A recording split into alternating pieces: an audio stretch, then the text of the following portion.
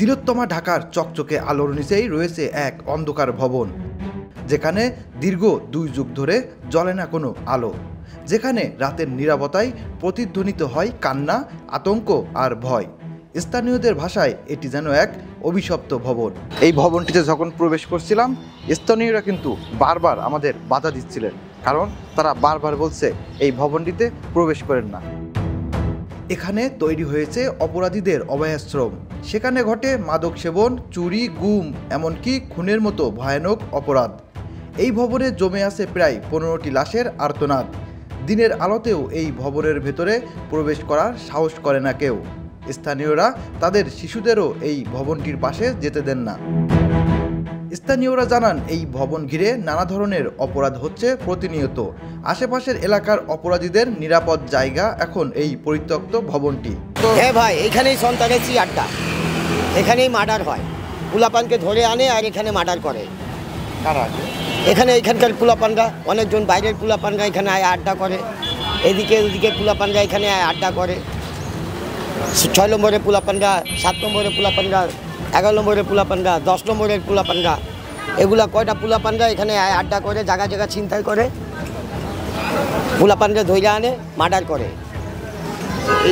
এই বিল্ডিংটাই মার্ডারের বিল্ডিং হয়ে গেছে। এখানে শুধু মার্ডার হয়, বুঝলেন?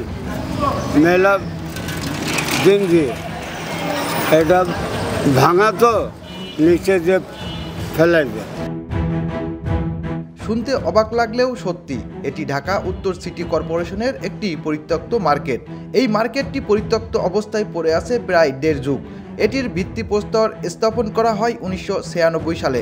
পরে ধাপে ধাপে ভবনটি 6 তলা পর্যন্ত উঠলেও এক পর্যায়ে কাজ বন্ধ হয়ে যায়। 2007 সালের পর থেকে ভবনটি পরিত্যক্ত। দিনের বেলাতেও থাকে অন্ধকার, তাই এলাকাবাসী বর্তমানে ভবনটি চেনে ভূতের বাড়ি হিসেবে। এটা তো মার্ডার ঘর হয়ে গেছে। ওই তো জল্লাদ। হ্যাঁ, ওইটাই জল্লাদখানা বলেন। এখানে জল্লাদ ওরাই হয়ে গেছে, পোলাপানরা জল্লাদ হয়ে গেছে। ছোট ছোট পোলাপানরা সন্ত্রাসী করতেছে, বুঝছেন? এখানে আশ্রয় নিতে আছে, নিজের ঘর বাড়িতে আশ্রয় পাইতেছে না। মা বাবা খেদাই দিতেছে যে যা, তোরা নষ্ট, তোরা জাগা, তোদেরকে রাখবো না। ওরা মা বাবা খেদাই দিতেছে, এখানে আশ্রয় নিতে আছে ওই পোলাপানরা খাওয়া কই পাইব? মানুষের ছিনতাই করতেছে, ছিনতাই করে আয়া এখানে আশ্রয় নিতে আছে, এখানে আয়া নেশা পানি করতেছে। ভিতরে তো বাইরের কোনো লোকজন যায় না, ডরে।